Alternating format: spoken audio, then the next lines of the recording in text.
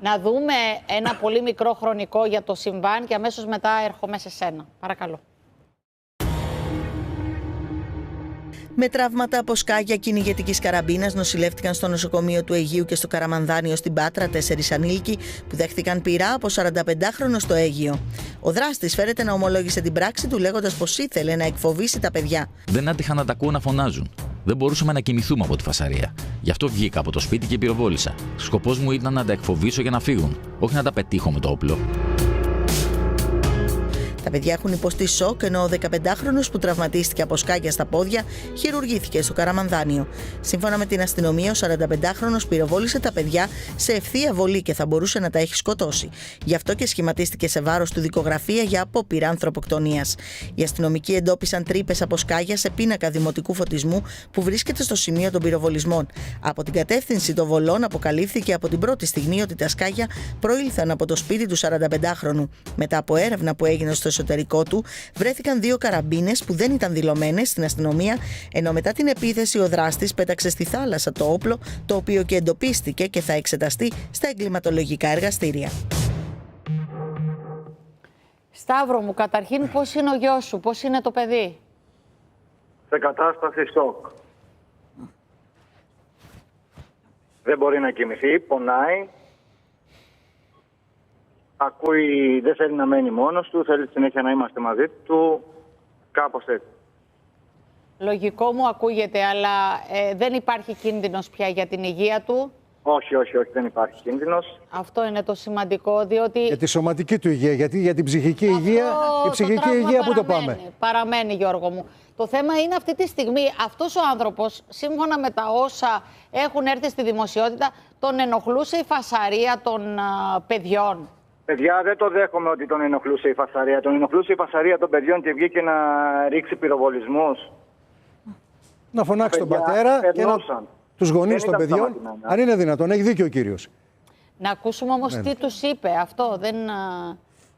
Γιώργο μου, προς Θεού, απλώς τι τρελαμάρες είπε δηλαδή αυτός ο άνθρωπος? Είπε, με ενοχλούσε η φασαρία, είμαι κι εγώ σε υπερκόπωση και δεν είχα δύναμη και κουράγιο και βγήκε Ο ίδιος δήλωσε, τα παιδιά δεν τα ξέρει, δεν τα έχει ξαναδεί, τα άκουσε που γελούσαν, του τη βίδωσε και τα πυροβόλησε. Εσύ, Σταύρο μου, τι πιστεύεις, αυτός ο άνθρωπος τι είχε στο κεφάλι του? Να σκοτώσει. Είχε να ρίξει τα παιδιά επί τόπου, να τα σκοτώσει, να τα τραυματίσει. Είναι ευθεία βολή προς τα παιδιά. Είναι ευθεία βολή προς τα παιδιά. Αυτή τη στιγμή θα μπορούσε να μιλάμε για άλλα πράγματα. Είναι ευθεία βολή. Ούτε να τα τρομάξει, ούτε να ρίξει στον αέρα. Έριξε ευθεία βολή προς τα παιδιά. 2 φορές, όχι 1. Αυτός ισχυρίστηκε ότι έριξε στον αέρα, ότι το έκανε για να τα τρομάξει, για να τα διώξει ή... Δεν ξέρω τι ισχυρίστηκε, προφανώς αυτό θα ισχυριστεί. Το θέμα είναι ότι αυτός ο άνθρωπος πυροβόλησε στα 4 ανήλικα παιδιά και μετά πήρε την καραμπίνα, Αλέξανδρε, αυτή με την οποία πυροβόλησε και την έκοβε σε κομμάτια για να μην τον πιάσουν γιατί την έχει πάνω. Πήρε το αυτοκίνητό του, έκανε τουλάχιστον 10-12 χιλιόμετρα πορεία, πήγε την πέταξη, ξαναγύρισε σπίτι του κύριος. Τα κομμάτια είναι αυτά που βλέπουμε εδώ, γιατί Αλέξανδρε μου τα πυρησυνέλεξα νομίζω. Όχι, αυτά δεν βρέθηκαν ποτέ. Η καραμπίνα δηλαδή του εγκλήματος δεν βρέθηκε ποτέ. Βρέθηκε. Κάποιο κομμάτι βρέθηκε. Βρέθηκε ένα κομμάτι, δεν το ήξερα. Ναι, Την αποσυναρμολόγησε και την έριξε στη θάλασσα. Άρα είχε πλήρη επίγνωση αυτού που έκανε. Ήξερε ότι έπρεπε να κρύψει το όπλο. Θέλω, επιτρέπετε να πω 2 πραγματάκια. Όσα θέλει, Σταύρο μου, γι' αυτό είσαι στην παρέα. Καταρχήν πρέπει να ευχαριστήσουμε το νοσοκομείο του Αιγείου και το Καραμανδάνιο και βασικά την αστυνομία. Ήταν από την πρώτη στιγμή δίπλα μας. Πήγαν από το βράδυ μέχρι την άλλη μέρα, ήταν εκεί και δεν ξέρω πόσο ακόμα. Λειτουργήσανε όλα όλοι σαν να ήταν δικά τους παιδιά. Δηλαδή πραγματικά και ειλικρινά τους ευχαριστούμε όλους. Τον κόσμο που ήταν πίσω από εμάς που μας στήριξε, όλους. Ένα μεγάλο ευχαριστώ. Είμαστε ευγνώμων σε όλους. Στο νοσοκομείο του Αιγείου, στην αστυνομία, τον κύριο Μαγειράκη, αν δεν κάνω λάθος. Όλους. Στο Καραμανδάνιο. Ψυχολόγους στείλανε και τα παιδιά. Είχατε τέτοια στήριξη?